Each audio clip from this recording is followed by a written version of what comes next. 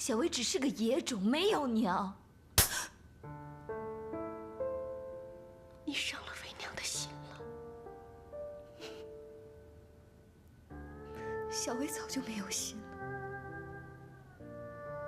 除了王英之外，我不需要任何人，包括你。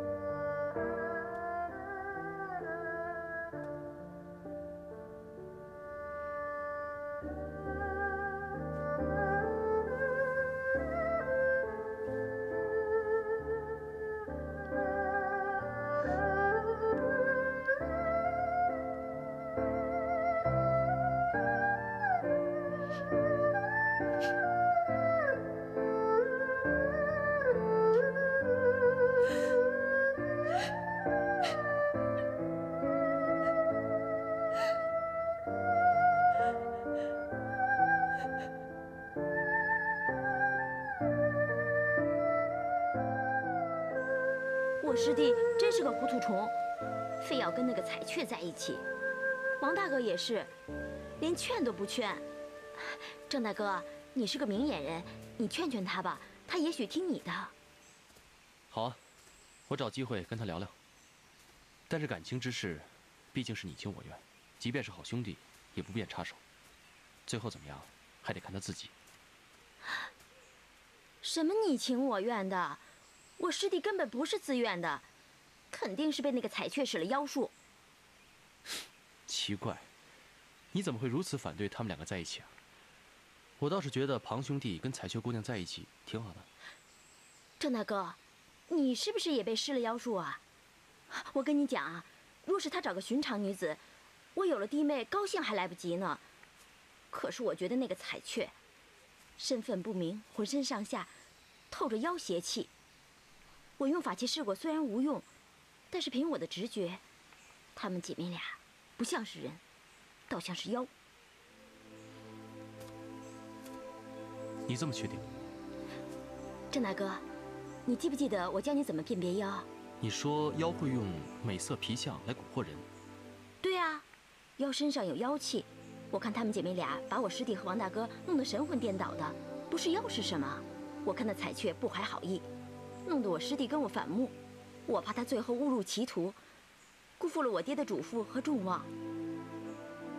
就算彩雀姑娘是妖，可是庞兄弟喜欢她，他不害庞兄弟，那他们两个在一起也无妨啊。郑大哥，妖就是妖，妖连心都没有，怎么能懂人世间的感情呢？我爹当年就是仁慈，所以被妖所害。旁人我不管，反正我见了妖，见一个杀一个。人有善恶之分，妖也许有好坏之分。如果他是好妖，不会害人，你要是杀了他，不等于也是错杀无辜吗？郑大哥，你太善良了，妖怎么会有好的？妖都是坏的，妖都是表面上看着温顺善良，其实都很阴险恶毒。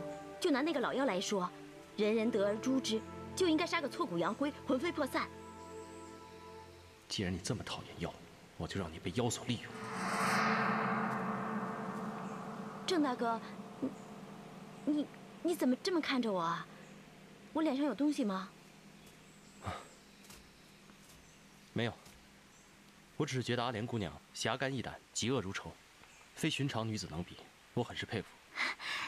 郑大哥，你取笑我吧，你在我心里才是侠肝义胆的英雄呢。唉，我只是一个连我娘都保护不了的无能之辈。其实我更羡慕你和庞兄弟，你们除妖惩恶，治病救人，无拘无束的，自由自在，也不会被人瞧不起。谁敢瞧不起郑大哥了？你告诉我，我替你出头。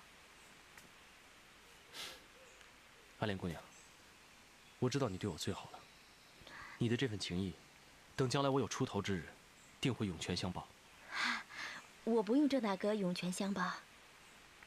哎，阿莲姑娘，你们师门可以收徒吗？我想跟你学除妖之术。你怎么想起学除妖之术啊？我毕竟是万古族人，要是哪一天被人识破了身份，当不成兵了，或许我还可以当个除妖师。什么？你要跟我一起做除妖师？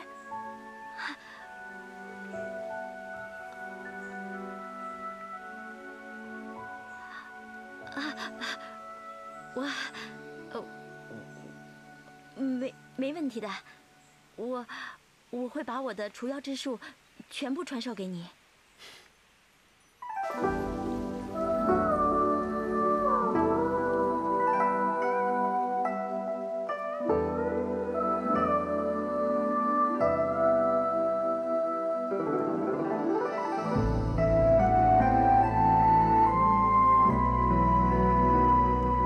无色无味，却开满人世繁华，是甜是酸，这滋味谁能解答？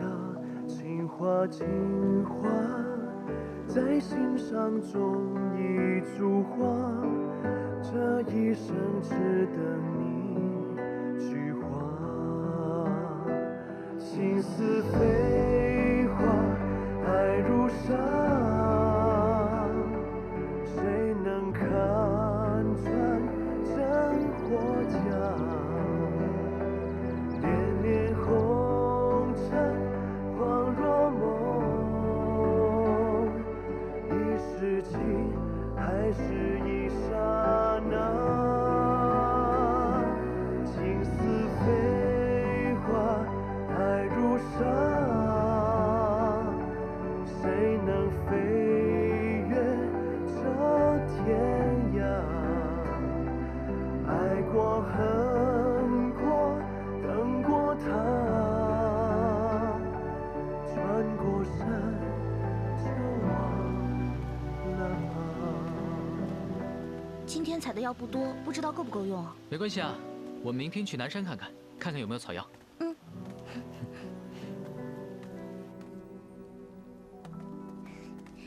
哎，姐姐，我们回来了。哇，今天菜肴这么丰盛，我先尝尝啊。贪嘴，抓了一天的药了，不怕手有毒啊？那，擦擦手。好了，可以吃了。姐姐，王大哥又没回来啊？是啊，那你们吃吧，我再去给王大哥准备一些。姐姐，这几天他总是早出晚归的，你做了这么多他喜欢吃的菜，他连看都不看一眼，心都被狗吃了，你就别费事了。彩雀，你别这么说，王大哥最近军务繁忙，我理解他的，菜给他备着，免得他饿的时候没有合口的饭菜吃。小薇姐，王大哥最近确实是公务繁忙，顾不上府里，你千万别多想啊。多嘴，吃饭。哦，姐姐，你别给他找借口了，他就算再怎么忙，难道连回家吃顿饭的时间都没有吗？我看他根本就是存心避着你，他这么忘恩负义、不知好歹，你还理他干什么？你们慢慢吃，我先回房去了。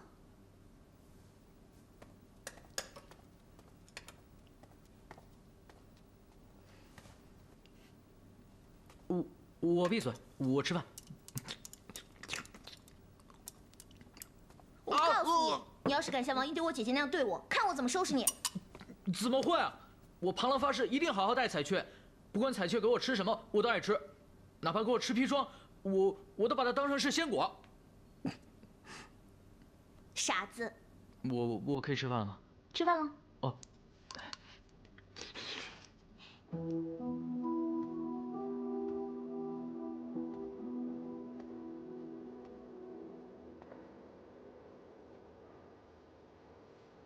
王大哥回来了，去还是不去？去吧。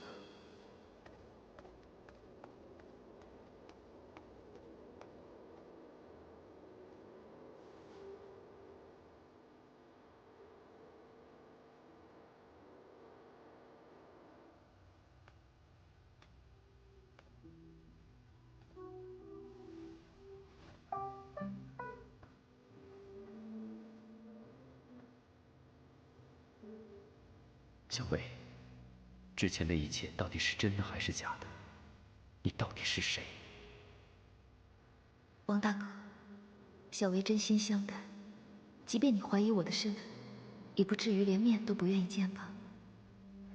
不是我不愿意见你，是我不知道该如何面对你。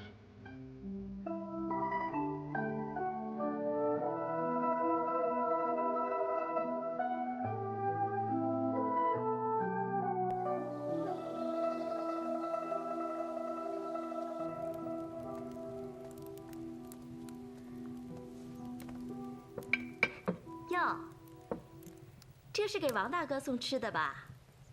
是要给王大哥送去吗？你还真是关怀备至啊，也不知道是真的还是装的。哎，只可惜呀，我听说王大哥这阵子都住在军营里，不回府上啊。你说他这是在避着谁呢？哎，你别急着走啊，你着急也没有用，反正去得早去得晚，王大哥也不会吃的。哼，我劝你要是有这份心思啊，就好好劝劝你那妹妹。你到底想做什么？我不想做什么呀，我就想好心提醒你，让你的妹妹别跟高佑似的，天天黏着我师弟。要不然呢，有一天我师弟也跟王大哥一样，烦了、腻了，到时候彩雀跟你一个下场。你也是吃过苦的人了，也算是前车之鉴吧。哎，你不希望彩雀跟你一样重蹈覆辙吧？莲儿姑娘，多谢你的好心，不过我也劝姑娘一句，女孩子家样貌差些不重要，可是这嘴上再不积德，嘴毒冒丑，将来啊，别说是嫁不出去，就是倒贴啊，恐怕都没人敢娶。谁说我没人要？我会有人要的，而且比王大哥更气宇轩昂，英俊不凡。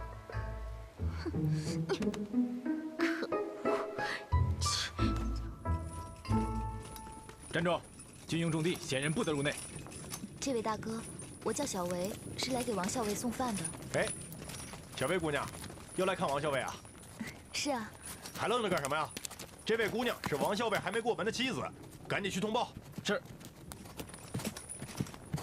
虽说将军拨了点军饷补给，单靠这些补给，再加上我平日里买的那些药材，平常无大事还好。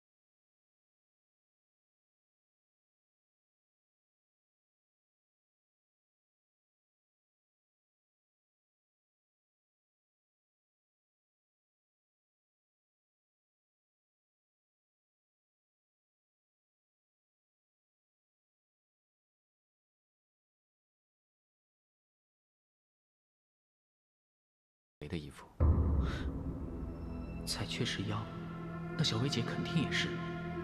她是潘心的妖吗？不会啊，小薇姐那么温柔，她不会那么残忍的。王大哥，穿白色衣衫的女子很多，不一定就是小薇姐啊。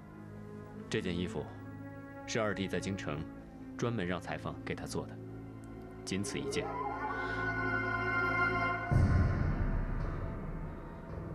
王大哥，我相信小薇姐绝对不会是妖怪。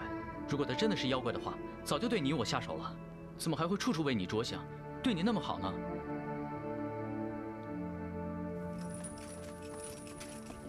小薇姑娘，王校尉让您先行回府，不必等他了。哦，小薇姑娘，这几日确实是军务繁忙，尤其是王校尉，真是身不由己啊。还望小薇姑娘能多多体谅。那就有劳大哥了，小薇明白。那我先告辞了。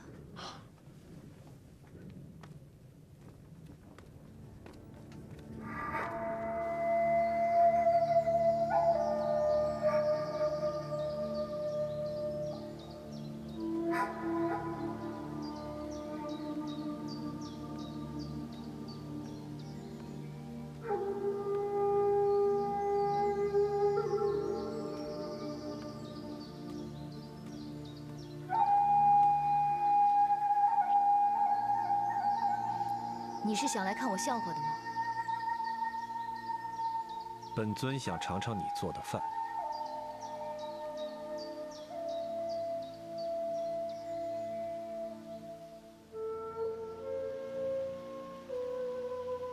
第一次喝茶，第一次品酒，第一次吃饭，都是你给我的。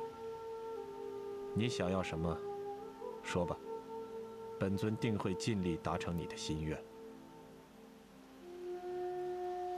我要王英恋我、疼我、怜我，只爱我一人。你能帮我吗？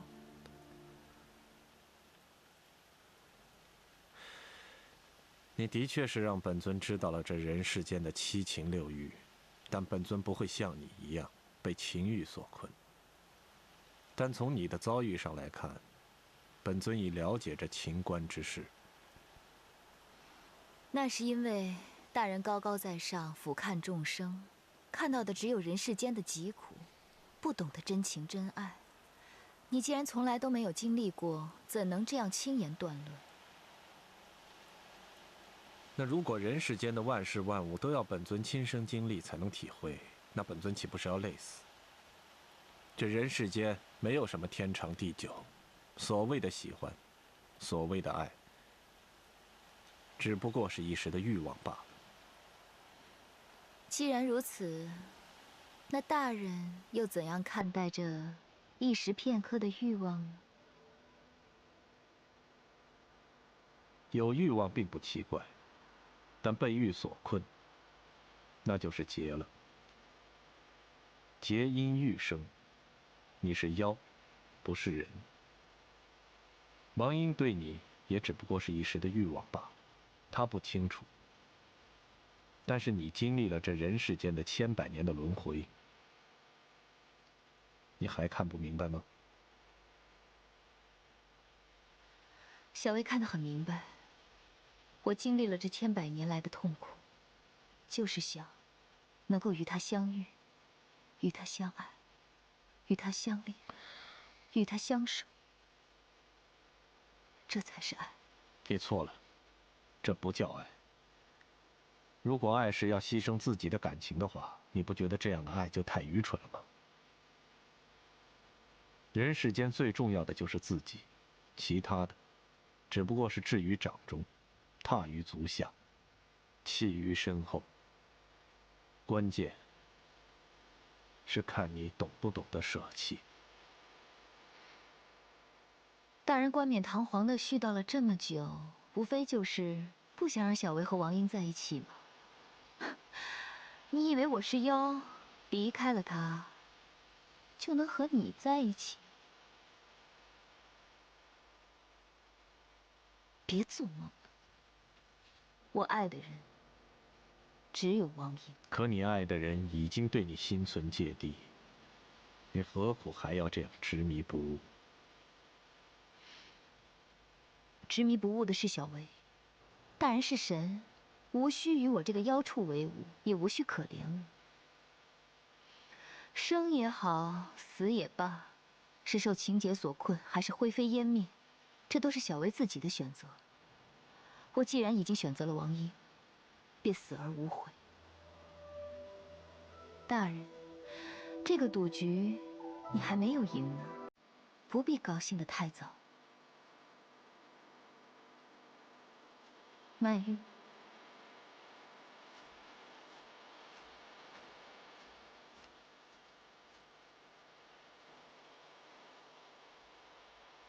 你何苦要对他这样执迷不悟，不肯回头？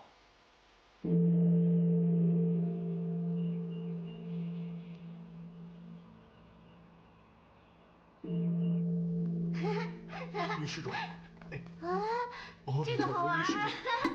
女施主不可呀！女施主，大师，你看这蝴蝶，到底是什么妖在作孽？女施主，真好听，真好听。我记得杀他之时，他好像正从阿莫眉心吸什么东西。若老衲没有猜错的话，这蝴蝶吸取的恰恰是莫侍卫的魂魄。魂魄？这怎么可能呢？这蝴蝶乃是妖界修行最低的妖物，虽无心智人形，却可释放妖毒。莫侍卫正是被这蝴蝶吸食3魂时失去2魂，只余1魂，才会单纯如稚子，失去记忆，说话做事都遵循本心，不加修饰。小蚂蚁，小蚂蚁，别跑别跑，过来，陪姐姐一起玩啊！可这蝴蝶都死了，怎么才能找到阿莫的魂魄呢？人的魂魄只是一个躯壳，随风飘散，无迹可寻。老衲也没有可行的办法。大师，你一定要帮帮我呀！老衲道行尚浅，确实没有办法。还请侯爷另寻高明吧。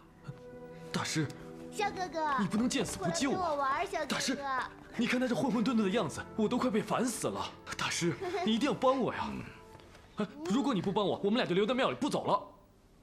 小侯爷，你跟公主一样，都是孩子心性，老衲拿你们真是没办法。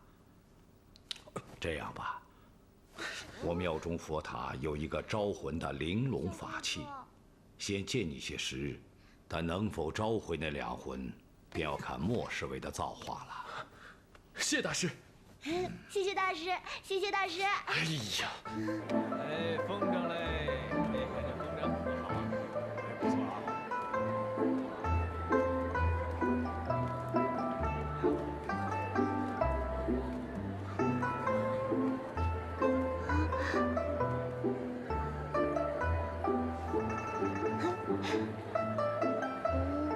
喂，怎么不走了？漂亮。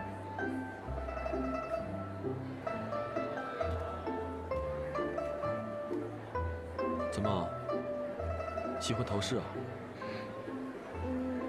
漂亮。这位公子，给这位姑娘买一个吧，多漂亮啊！嗯。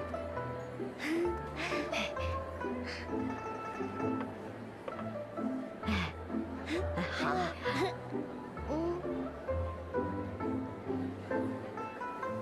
谢谢啊。行了，可以走了吧？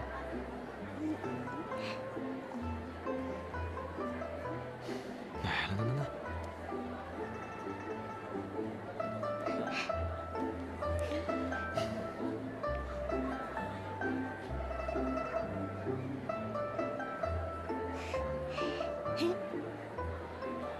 难道是我眼睛出问题了吗？一个丑丫头，怎么会变得这么漂亮？哎，别！漂亮漂亮，走喽！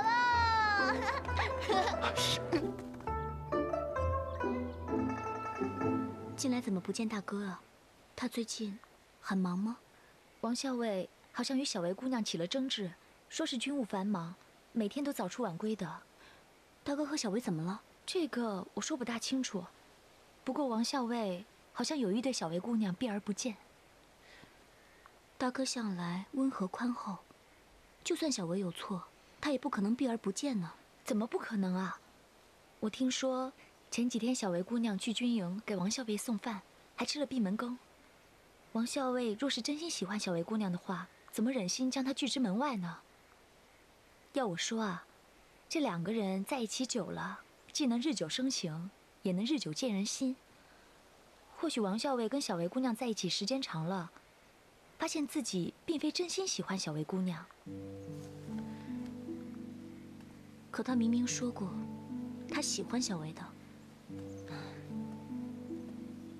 男人有时候口是心非，并非有意欺骗，或许是他自己都没有想清楚。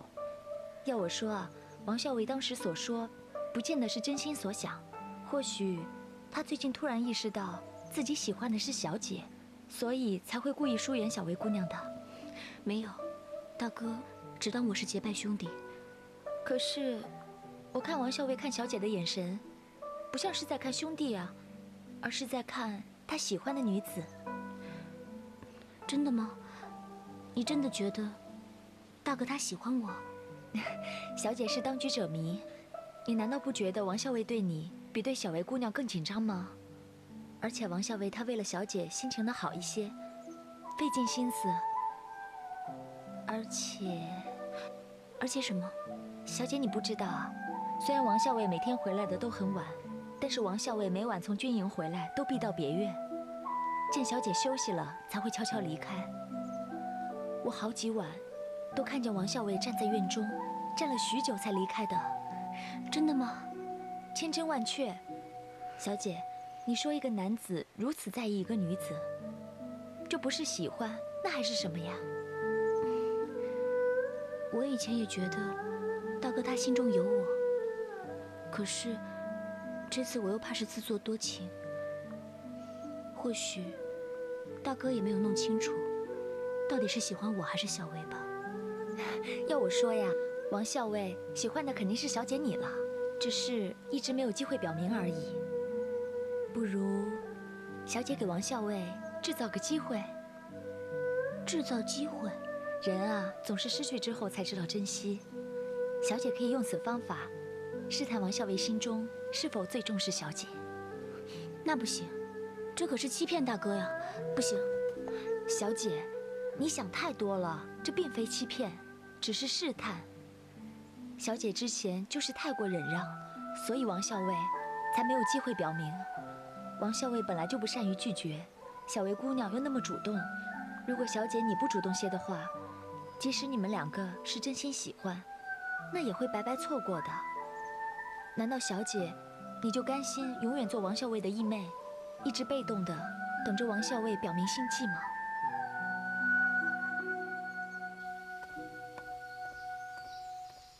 王校尉，不好了，小姐不见了，只留下一封信。与大哥相处的这段时间，都是静儿最珍贵的回忆。如今静儿即将带着这份礼物远去，大哥不必惦念，祝福我吧。静儿自知是个不祥之人，当初不仅惹来老妖追杀，还被妖咒缠身，上次还险些连累正兄丧命。静儿不想身边所爱之人因我而受伤，更怕连累大哥。静儿走了，从此天涯海角，指望大哥保重。这傻丫头。三妹什么时候走的？中午的时候还见到过她，应该没走太远。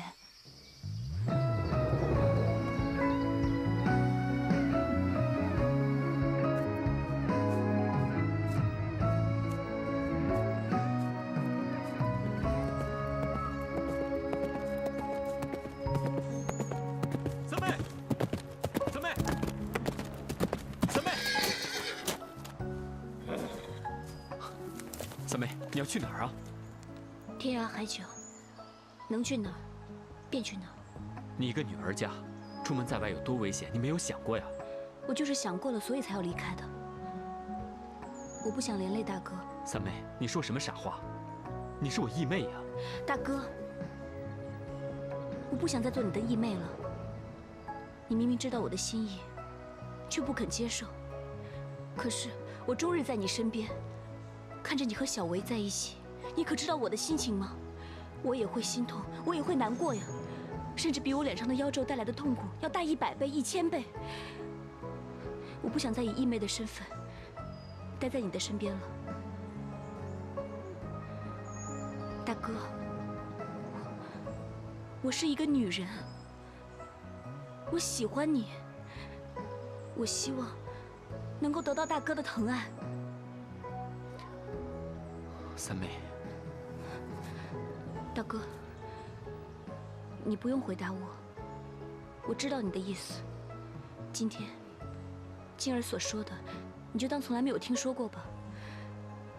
静儿，以后不会再为难大哥了。今日一别，但愿不再相见。静儿从此不在大哥身边，你和小薇2个人也就可以好好的相处了。告辞。三妹，不是的，不要走，我没有为难。之前是我不好，我一直用我的方法去保护你，是我不好，我没有顾及你的感受，我会改的。你不能走啊！我不会让你就这么离开。我答应过你要治好你脸上的妖咒，如果你离开了，岂不是我背信弃义吗？如果你今天走了，万一发生什么意外，我一辈子都不会安心的。三妹，我求你不要走了，留下来，让我治好你吧，好不好？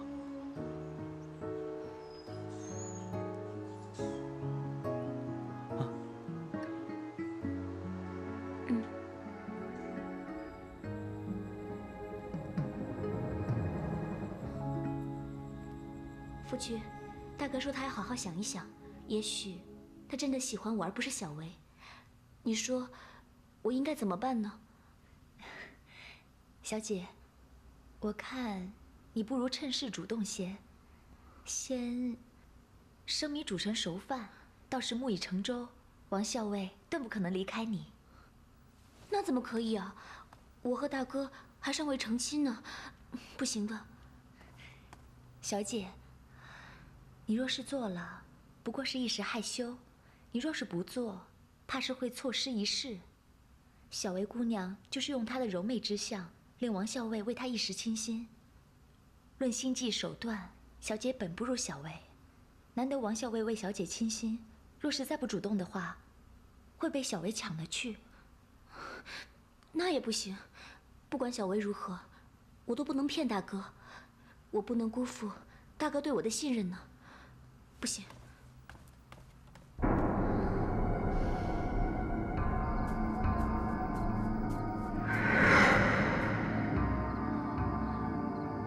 你是古宅的小荷花妖。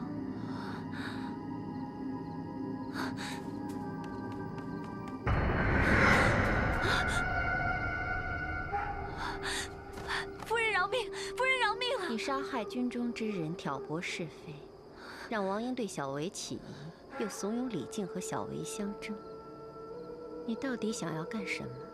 夫人，当日王英和李靖害死了我义父，小妖心中恶气难平，所以才潜入府来，替义父报仇而已。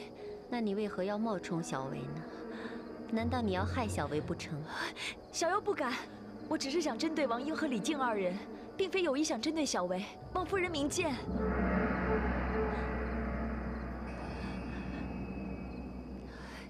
小妖的点滴修行，全是义父所赐，义父的恩情，小妖不得不报，望夫人开恩。等小妖报仇之后，小妖愿意死，向小薇赔罪，望夫人成全。你想要报仇？怎么报仇？杀死他们太便宜了，我要让王英与所爱之人反目，痛彻心扉。我要让李靖面容全毁，生不如死。与相爱之人反目，你能做到吗？小妖会尽力而为。夫人，您不是也希望王英和小薇分开吗？小妖愿为夫人效命，尽快让王英和小薇彻底决裂。小薇对王英执迷不悟，我又不便出手，倒不如借这个小妖之手将他们分开。既然如此，就免礼吧。多谢夫人开恩。这儿有一颗药丸，可以掩饰你身上的妖性。你万事要小心，不要让小薇他们察觉。多谢夫人赐药。你果然聪明，懂得掩盖自己身上的妖性，而且还可以拿李靖做护身符。不过，小薇她只是深陷情结，一时疏忽，才会让你这样兴风作浪。所以你万事小心，千万不能够与小薇、彩雀碰面。小妖明白，一定会避开小维他们。既然你已经得到了李靖的信任，你要尽快让他对自己的皮相产生恐惧和厌恶。这是为什么？不用多问。事成之后，我可以饶你一死。多谢夫人开恩，请夫人放心，小妖必定达成夫人所愿。小薇，娘的一片苦心都是为了你，但愿来日别怪为娘。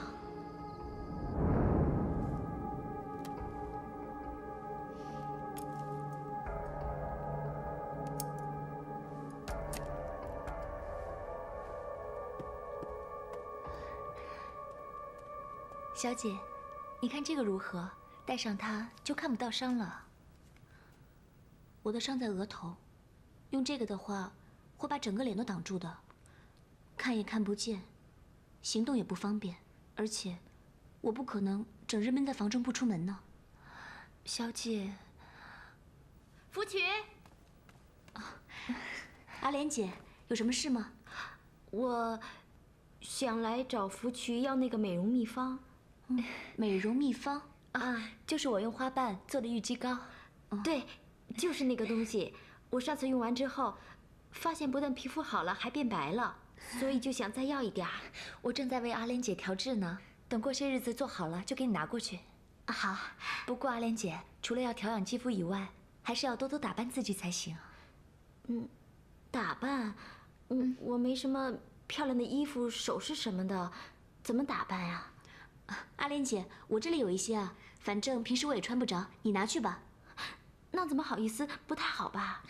这有什么不太好的？你要不嫌弃啊，就拿去吧，我一会儿就给你拿。行，我怎么会嫌弃呢？我高兴还来不及呢。谢谢静儿。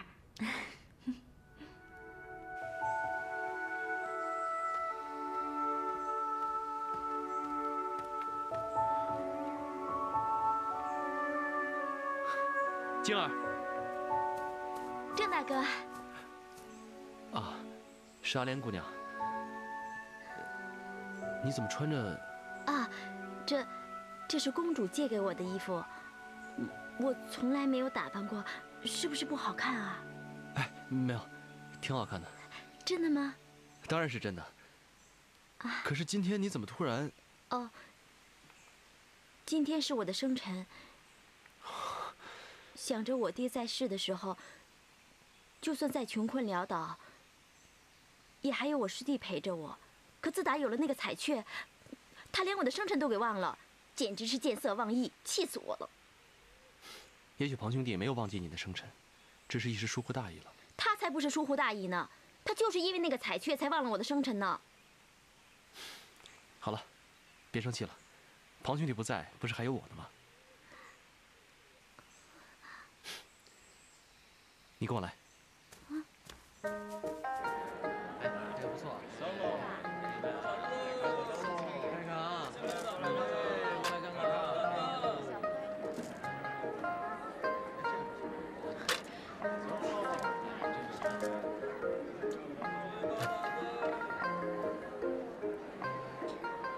哎，你都已经走了5家，跳了2个时辰了。快了，快了。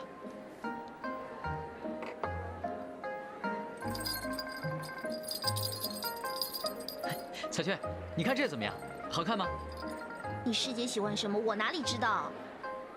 我一个男子从来没有戴过这些东西，你帮我挑挑看嘛。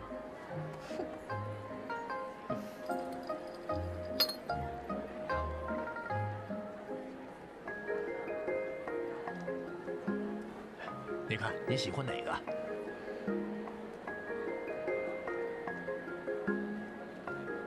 他手上不是已经戴了个铃铛了吗？你又买个差不多的干嘛？那你说我买哪个好？你师姐虽然是除妖师，但也是女孩子，总戴个铃铛多没意思啊！来，你师姐不老穿红色的吗？我看就这个吧。姑娘真是好眼光啊！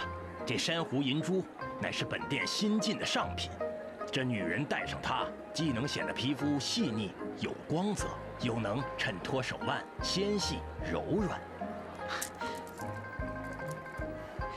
彩雀，果然还是你有眼光。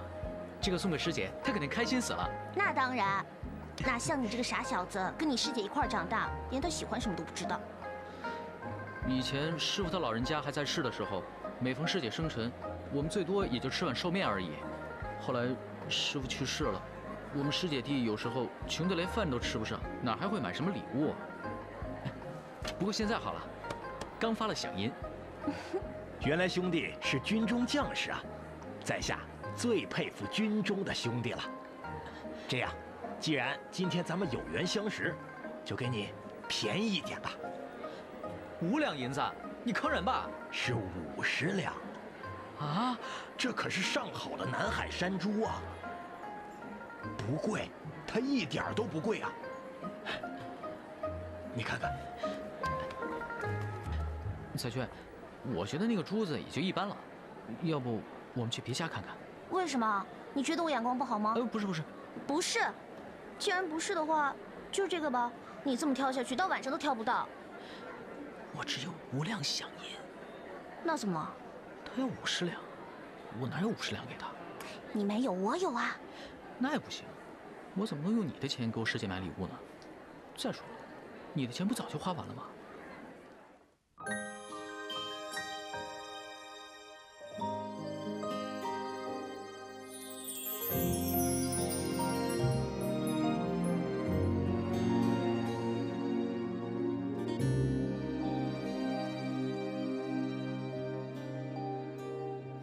死的心是否就可以不会爱，不伤心，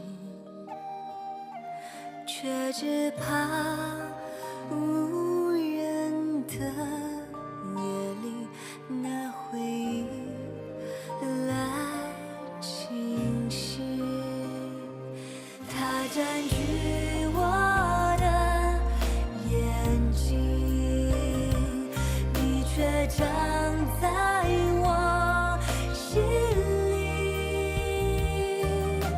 错乱的爱情，忘记了聪明，心碎的声音。